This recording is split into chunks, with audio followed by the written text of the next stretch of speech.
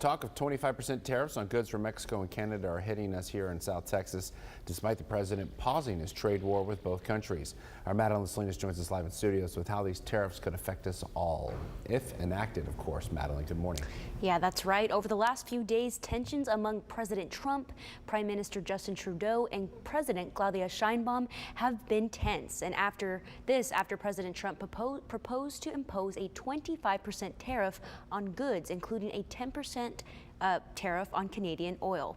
While he has paused those tariffs after negotiating with both leaders on border protection, it still leaves many wondering how this will affect them should those tariffs come back into play. International economist Patrick Crowley says that under President Trump's proposed 25% tariffs on goods from Mexico and Canada, U.S. buyers will face higher prices across the board if a commonly used product is only produced in those countries. Now, if it's a good that's produced both here and in Mexico, then clearly consumers are going to switch over to the U.S. Version of the product, much more likely to switch over to the U.S. version of the product because the U.S. version of the product it doesn't have that tax on it. So in a way, it's a discriminatory tax because it discriminates against the foreign producer of that product.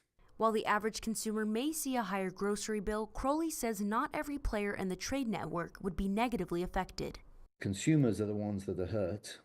Domestic producers gain because they get greater cover from competition from abroad. The government gains because it gets revenue.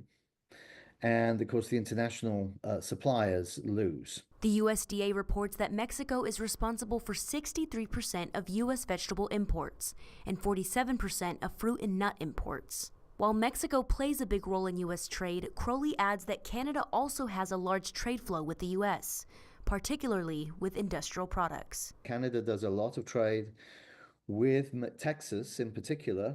In 2023, 60% of U.S. crude oil imports came from Canada. That's up over 30% from 2013. And with Texas leading the country in oil production and refinery, Crowley says this is almost certain to affect the price of gas.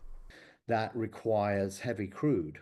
So there would be a 10% tariff on all Canadian crude.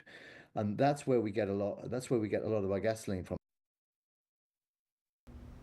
We will have this full story on our website, and of course, that's always going to be KIITV.com. John Thomas. Thank you so very much, Madeline. We appreciate it.